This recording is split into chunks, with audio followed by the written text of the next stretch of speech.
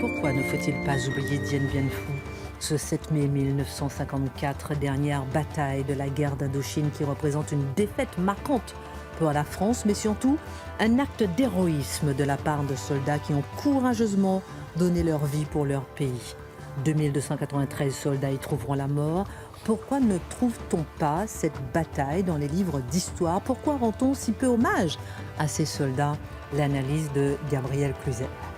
Alors, c'est l'anniversaire donc de la bataille de Dien Bien Phu. Gabriel, dernière bataille de la guerre d'Indochine. Elle signe pour la France une défaite héroïque, au cours de laquelle de valeureux jeunes soldats sont courageusement morts pour la France. Pourquoi ne trouve-t-on nulle part cette bataille dans les livres d'histoire? Pourquoi rend-on si peu hommage à ces soldats? Oui, c'est la question. Alors, c'est de fait une victoire héroïque, mais c'est une victoire de l'honneur et du sacrifice jusqu'au don de sa vie pour la patrie. Alors, pauvres soldats, ils ne comptent pas. Personne ne les connaît, en réalité. J'allais dire tout le monde les a oubliés, mais le fil du temps passant, eh bien, en réalité, personne ne les connaît plus, comme globalement tous les morts et disparus, et beaucoup de disparus qu'on n'a jamais retrouvés de la guerre d'Indochine. Les pertes militaires françaises en Indochine sont évaluées à 47 000 soldats. Mais la France, soumise au magistère de la gauche depuis bien longtemps, les a oubliés, les a conspués. On appelait leur combat la sale guerre. On les a même traités d'assassins. Ils étaient quand même envoyés par la France. Quel crime avaient-ils commis? Eh bien, de combattre le Viet Minh, qui était soutenu par la Chine communiste et l'Union soviétique. Alors, dès le début de ce conflit, le Parti communiste français avait donné consigne aux ouvriers communistes et aux autres, ceux qui voulaient bien le faire, de boycotter le matériel de guerre destiné aux soldats d'Indochine. Consigne immédiatement appliquée par les syndicalistes de la CGT. Alors la presse communiste qui a qualifié la présence de la France en Indochine de poison colonialiste, Jean-Paul Sartre donc dénonçait l'action criminelle des soldats français. Donc les communistes sabotaient les armements, les moteurs, etc. Alors je donnais un exemple, c'est par exemple les grenades. Eh bien, l'effet retard des grenades était volontairement supprimé, ce qui entraînait leur explosion immédiate dans les mains des soldats, qu'elles étaient dégoupillées. Vous imaginez les dégâts. Donc dans les gares et les aéroports, donc on empêchait l'acheminement des troupes et du matériel, jusqu'à faire dérailler des trains comme à Arras. Il y avait eu des morts et des blessés. Quant aux soldats blessés rapatriés, est-ce que vous savez qu'on faisait ça de nuit, secrètement, pour échapper à l'ire précisément des syndicalistes de la CGT. Les blessés étaient injuriés et frappés sur leur civière. C'est pour ça qu'on était obligé de faire ça de nuit.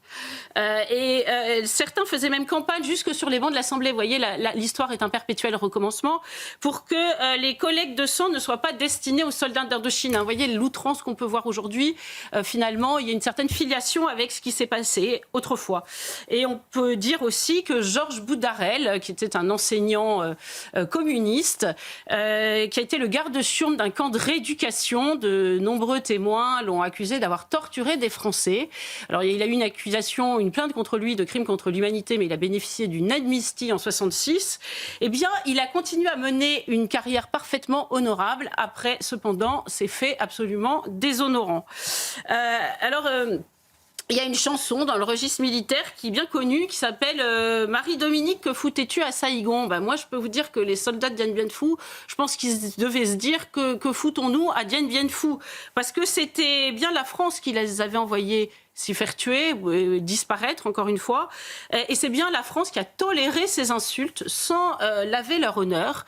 Et puisque la mode a exigé de la repentance, eh bien moi je peux vous dire que dans le top 5 de ceux qui pourraient demander une repentance de la part de la France, eh bien il y a ces soldats-là qui sont morts pour la France et qui cependant ont été conspués, oubliés, outragés.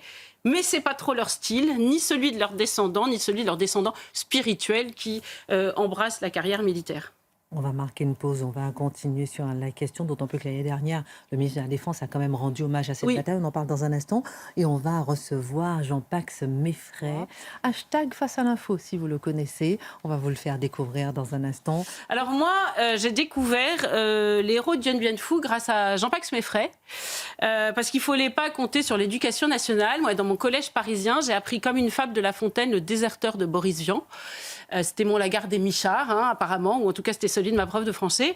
Et Le Déserteur, vous savez, c'est une chanson qui a été écrite par Boris Vian au moment de la guerre d'Indochine, au moment de la fin de la guerre d'Indochine, donc de Dien Bien Phu, et donc évidemment ce n'est pas neutre du tout. Alors ça a été chanté par Mouloudji, mais par un nombre ensuite incroyable de chanteurs à leur suite, donc on voit l'état d'esprit profondément antimilitariste de ces artistes. D'ailleurs, vous savez qu'artiste engagé, ça veut toujours dire engagé à gauche. Hein. Quand on parle d'artiste engagé, c'est toujours comme ça.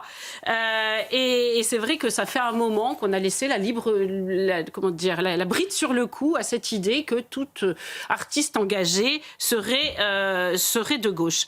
Alors, on a biberonné, par exemple, des générations avec Renaud dans la chanson L'Hexagone. Vous savez, on se dit toujours, Renaud, c'est un chanteur sympa. Et c'est vrai qu'il a du talent, hein, voilà.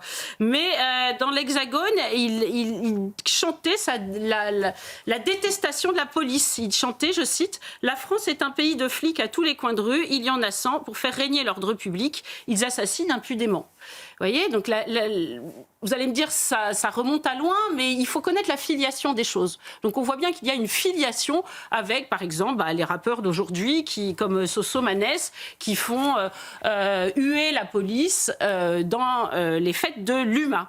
Nous récoltons ce que nous avons semé, donc ceux qui s'en étonnent, surtout s'ils ont un certain âge, sont quand même sacrément hypocrites. Alors c'est vrai que Jean-Pax Meffrey, il n'a pas chanté Le Déserteur, il a chanté ses gosses de 18 ans, on va voir, qui, pour la France, sont tombés en chantant. Il leur dit, et nous aussi, vous avez tenu jusqu'au bout. Aujourd'hui, tout le monde s'en fout de Dien Bien Phu, mais nous resterons fiers de vous.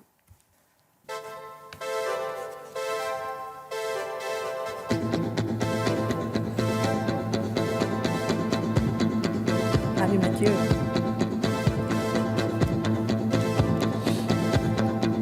Ils attendaient dans la cuvette le tout dernier à chaud des Viettes. Dans la boue, ils creusaient leur trou.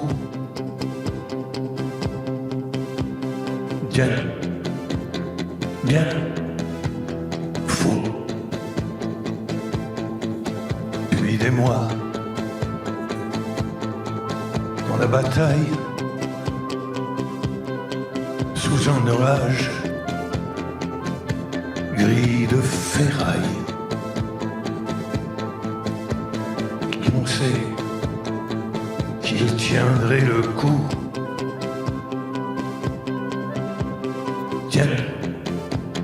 Bien fou. Le PC, Gabriel, est tombé ce matin. Isabelle tient encore. On se bat au corps à corps près du commandement. Des gosses de 18 ans pour la France. Tombons chantant. Contre les têtes, contre l'ennemi, partout où le combat fait signe, N'entend plus sur la cuvette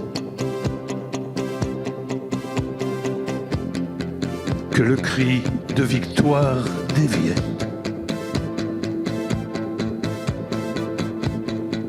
Vous avez tenu jusqu'au bout.